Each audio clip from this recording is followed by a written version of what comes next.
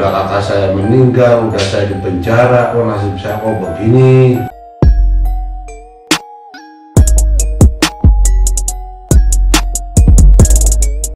Ya oke teman-teman, saat ini saya sudah berada di salah satu tempat seorang teman yang pernah saya gerebek waktu itu. Videonya udah saya upload.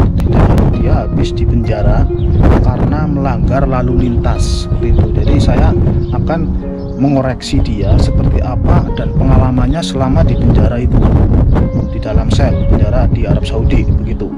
Jadi saya akan mempertanyakan seperti apa. Jadi ikutin terus dan tonton terus video ini sampai selesai. Bagi yang belum subscribe silakan untuk subscribe. Ini tempat tinggalnya teman-teman. Di rumah nggak ya? Assalamualaikum. Gimana kabar? Alhamdulillah sehat. Sini masuk mas. Sini duduk mas. Iya. Udah tutup dulu nih pintunya. Ya, debu ya. Debu mas. Ya teman-teman masih ingat kan, ini tempat yang pernah saya gerebek pada waktu itu ya. Jadi Sini duduk mas.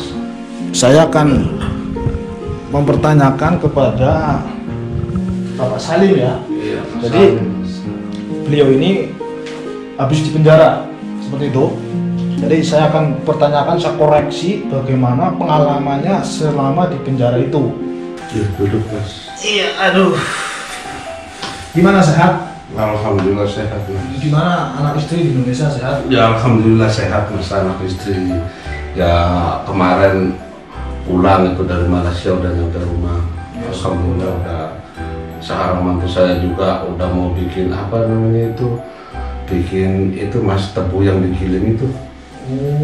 Iya lagi bikin itu, gerobak habis 7 juta katanya sih. Ya mudah-mudahan lancar, sukses Pak. Iya. Iya nih, jadi saya kan dengar ya Bapak itu habis di penjara seperti itu, makanya saya jenguk ke sini main gimana keadaannya seperti itu Pak. Jadi saya ini untuk teman-teman subscriber saya itu, saya ingin menanyakan, jadi gimana pengalamannya selama di penjara itu Pak. Dan gimana reaksi majikan setelah mendengar Bapak dimasukkan ke sel seperti itu.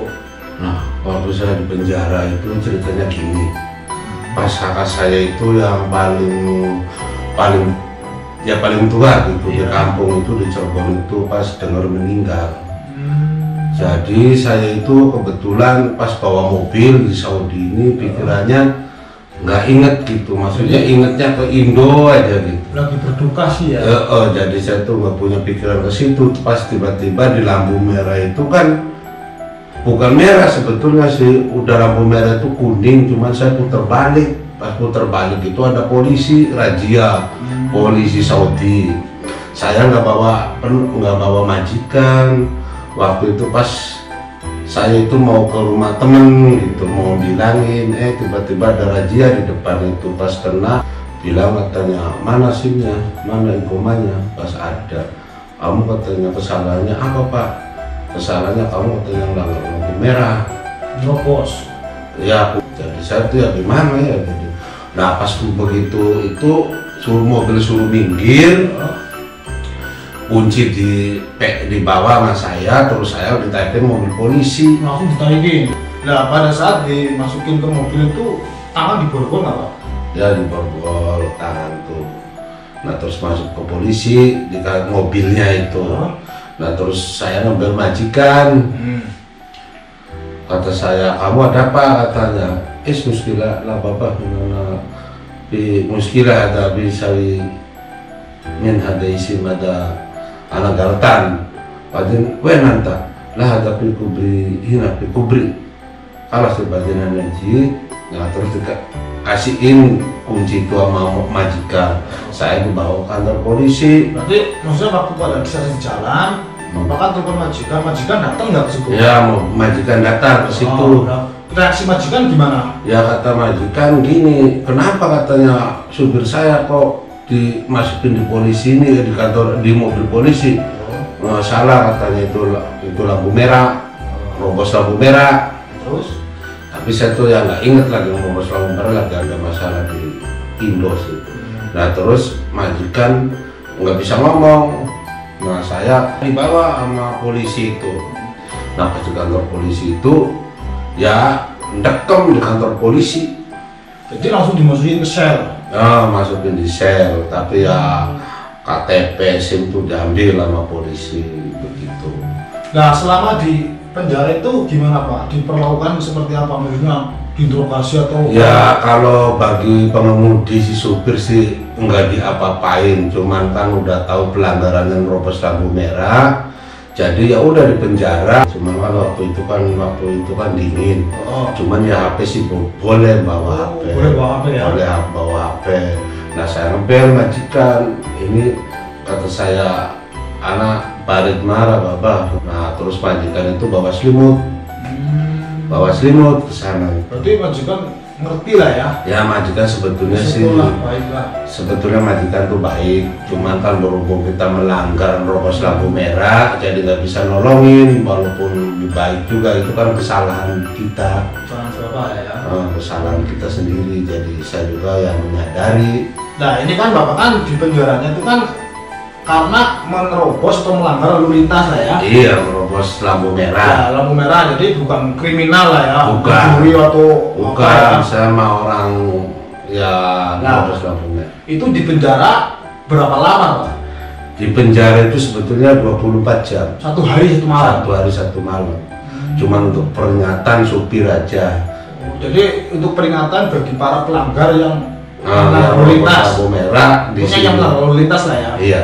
Yang melanggar lampu merah kalau di Saudi pasti di penjara. Kalau ketahuan polisi. Kalau ketahuan polisi. Tapi kalau nggak ketahuan malah lolos. Ya, kalau nggak ketahuan mah ya nggak di Indo nggak di Saudi tetap ya lolos. Cuma kalau ketahuan ya jangan mengharap. Nah, itu gini, pada saat Bapak kan di lampu merah kan putar balik ya? Iya. Nah itu kok gimana tiba-tiba kok ada polisi gitu loh? Dari mana arahnya? Itu sebetulnya polisi itu waktu itu pas kebetulan razia Di depan itu. ya kan maksudnya begini Pak, itu kan di depan, pas putar balik kan mungkin nggak lihat apa mungkin ada polisi yang nyamar di lampu merah lagi duduk atau gimana? Enggak, soalnya kan dekat di lampu merah, dekat lampu merah pas itunya tuh, pas razianya itu dekat lampu merah dia tuh. Oke, lanjut lagi pada saat di penjara gimana? Bisa nggak ceritain begitu? Ya pada saat di penjara ya pagi dikasih sarapan. Nah terus dohor itu dikasih makan siang. Nah terus cuman ya kedenda 3.000. 3.000 ya tuh 3.000 berarti sekitar uang 10 juta ya? 10 juta lebih. Tuh udah di penjara, 3.000 denda.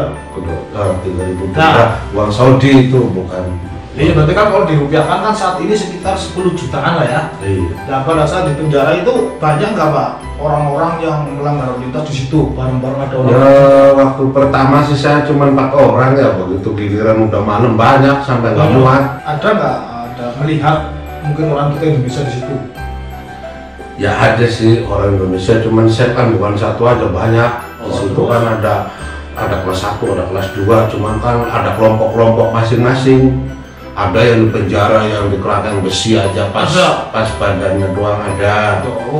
Tahu kasusnya apa saya nggak tahu. Itu orang Indonesia bukan itu? Ya ada orang Indonesia juga ada orang Filipina, Bangladesh, Pakistan, banyak di situ. Cuman ya kelasnya apa istilahnya tuh? Kasusnya apa? Iya. Jadi ruangannya tuh beda-beda gitu. Ada begitu kita baru masuk itu yang di penjara itu minta rokok. Punya rokok, ada tukar lah, maaf tukar, padahal saya ada, cuman saya kena gemeter, orang banyak polisi. Nanti begitu sampai masuk mobil itu rasanya udah nggak karu-karuan. Iya nggak karuan, jadi wah saya ini berduka. Jadi iya udah kakak saya meninggal, udah saya di penjara, kok nasib saya kok begini gitu. Lah itu kan didenda 3.000 real Pak. Nah itu pakai uang majikan Pak, potong gaji? Dipotong gaji saya. Dipotong gaji? Jadi setiap bulan tuh dipotong 500. Karena mungkin ini sampai kesalahan sendiri sih. Iya. Soalnya saya tuh nerobos lampu merah, polisi bilangnya begitu. Jadi itu kan kesalahan supir. Dipotong ya? Jadi dipotong. Tadi itu kan mau semua gaji saya itu Cuma saya kan anak istri saya gimana makan, kata saya kalau sekalian dipotong ya udah nanti saya nggak mau, udah saya pengen pulang ke Indonesia kalau begitu mah. Kalau udah impas kata saya udah saya mau ke Indonesia nggak kesini lagi. Iya, ya jadi teman-teman tuh ya, pokoknya ini pengalaman Bapak Salim namanya ya, dari Cirebon pokoknya. Dari Cirebon. Tuh, ini pernah dipenjara di sini hanya karena melanggar lalu lintas. Jadi makanya itu, aduh, ngeri lah di sini. Coba melanggar lalu lintas bisa masuk sel, bahkan sampai didenda ya. Iya, didenda 3.000 Riyal. Ini kalau melanggar lalu lintas lampu merah seperti itu. Karena saya kan sudah pernah menerangkan, mengupload juga. Ada di sini dipasang kamera otomatis di lampu merah di jalanan begitu. Jadi kalau teman-teman ini ya yang menerobos lampu merah itu, kalau yang nggak ada kameranya itu janganlah. Kalau soalnya apa? Takutnya nanti ada polisi. Itu harus diberhentiin ya Pak ya? Iya, takutnya ada polisi. Ya itu juga nggak ada kamera. Saya tuh puter balik, kok nggak taunya di depan ada polisi. Jadi ya udah, saya langsung dipinggirin mobilnya. Langsung saya diborgol, langsung dimasukin di mobil. Coba ada pesan nggak buat teman-teman Pak, gimana? Ya saya pesen sama teman-teman, yang satu nasib, yang satu perjuangan sama saya menjadi supir. Kalau bawa mobil di Saudi hati-hati, nggak usah gerasa gerusu. Kita itu disuruh sama majikan ya, kita harus menerima, harus sadar. Jangan sampai seperti saya, udah cukup prob saya aja yang di penjara. Awas, soalnya di Saudi itu bukan di Indonesia ini. Udah kenanya 3.000, udah saya di penjara. Dia tuh habis pulang dari penjara telepon katanya, Mas saya habis di penjara. Loh, kan saya kaget, kenapa? Gitu loh.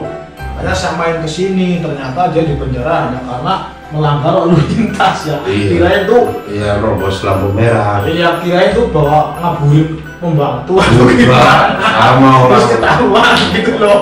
Sama sunatnya aja nang manggil kiai kok bawa kaburan pembantu. Ya, saya kan langsung berpikir ke situ loh. Ini Enggak, jangan- ya saya gitu aja tuh buat teman saya, jangan sampai lah melanggar lampu merah di Saudi. Ini udah di penjara, udah kedenda 3.000. Duit Indo itu berapa? 10 juta lebih. Jadi jangan sampai, udah cukup rob saya aja ini, Mas. Cukup rob saya aja udah. Iya. Oh ya, satu lagi Pak, setelah Bapak kan di penjara, keluarga di Indonesia tahu nggak? Enggak akan nggak dikasih tahu. Nah, udah cerita belum lah? Ya sebetulnya kalau kita keluar tuh, waktu keluar ya saya udah cerita habis di penjara. Tapi kalau saya masih di dalam, takut namanya perempuan kan di Indonesia kan pikiran begitu. Suami saya gara-gara Iya saya apa udah- itu, kasihan kan namanya di Saudi. Ini kan bukan negara Indonesia, di sini kan hukumannya kan berat. Ngeri. Jadi saya itu yang nggak bilang sama istri, begitu udah keluar saya baru bilang. Terus ya baru di ini baju saya kan nggak begini tadinya, ini saya buang ini di tong sampah, buang sial. Yang baru ini salin ini, baru salin. Jadi pakaian, celana Ah. itu dari penjara dibuang ya? Saya buang, buang sial, jangan Nah, sampai. dompet sama apa dibuang nggak? Ya enggak, dompet kan namanya itu kan namanya harta kita, masa dibuang. Nggak, kirain dompet sama apa sekali dibuang gitu loh Pak. Enggak. Kalau dibuang jangan jauh-jauh di depan saya. Enggak Gitu. saya buang, enggak dibuang dompet mah ya, biar ada uangnya sih, masih ada kamsin 50 real. Ya, jadi teman-teman udah jelas ya. Ini saya langsung menemui langsung yang bersangkutan. Pokoknya untuk teman-teman lah ya yang ada di Arab Saudi itu, pokoknya benar-benar hati-hati. Kita bekerja di negara orang, jangan banyak neko-neko begitu. Pokoknya bawa mobil yang pekerjaan sebagai supir ya bawa mobil slow-slow aja, jangan buru-buru. Karena apa? Di sini teman-teman ya, kalau kita melanggar lalu lintas, entah kecepatan, entah parkir sembarangan ya, terus kalau kita sering kena melanggar lalu lintas, kena tilang, itu dibekukan SIM kita. Jadi kita itu nggak bakal bikin SIM lagi. Kalau udah berapa kali melanggar, itu bukan orang Indonesia saja, semua orang yang ada di Saudi itu gitu dibekukan langsung. Jadi bikin SIM udah nggak bisa. Tapi itu kalau nggak salah sekitar kalau puluhan kali lah gitu melanggar. Ya kalau Udah puluhan kali itu. Jadi itu langsung dibekukan. Perpanjang SIM nggak bisa, bikin SIM nggak bisa, karena ini udah sangat buruk sekali gitu. Ya oke teman-teman, ini ya seperti ini nih keadaannya. Mudah-mudahan kedepannya semakin waspada, hati-hati, jangan gresek-gresuk. Insya Ya sehat terus. Analis di Indonesia juga sehat. Amin. Di sini juga sehat. Amin. Dimurahkan rezekinya. Amin. Gitu. Majikan makin baik. Syukur-syukur nanti ini habis di penjara gajinya menjadi 10.000 real. Gitu. Ya dengar-dengar sih gaji saya tuh ini mas mau ditagih 2.100 satu gajinya. Oh jadi 2.100 setelah keluar dari penjara. Iya. Syukurlah. Mungkin karena Ya. melihat kasihan mungkin ya. Iya, soalnya ya baik sih majikan. Nah, setelah pulang itu dijemput atau pakai apa Pak pulangnya? Setelah pulang itu Maksudnya pada saat pulang dari penjara itu dijemput majikan atau pulang sendiri? ya sebetulnya majikan kan orang penting juga ya, orang bisnis.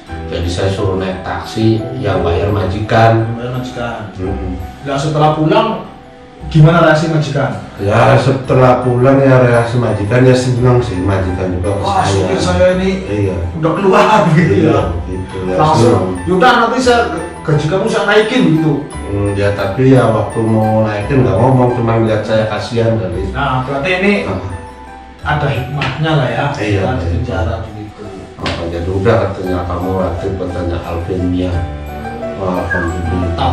Cukup sekian ya teman-teman, dan terima kasih ya Pak. Iya, iya, sudah udah. diizinkan saya main ke sini, udah diizinkan menjawab pertanyaan saya. Teman-teman yang ingin tahu bagaimana sistem penjara di sini, kasus-kasusnya apa begitu ya Pak ya. Jangan kapok, saya sering main ke sini ya Pak ya. Ya enggak kapok, malah senang saya. Habis di penjara pas ada teman kesini ya saya senang sekali sebetulnya. Sebetulnya ya mau nangis nggak bisa, malu udah tua kan. Udah jangan lah. Ya Pak, mungkin ini udah cukup waktunya. Sekarang saya juga ada aktivitas lagi yang harus saya kerjakan. Jadi saya mau pamit dulu. Begitu. Ya udah, terima kasih banyak ya. Nanti lain kali main lagi ke sini. Iya. Jangan kapok. Ya adanya begini. Udah Pak ya, saya pulang dulu ya. Oh ya udah. Hati-hati ya. Makasih. Yuk, assalamualaikum. Waalaikumsalam.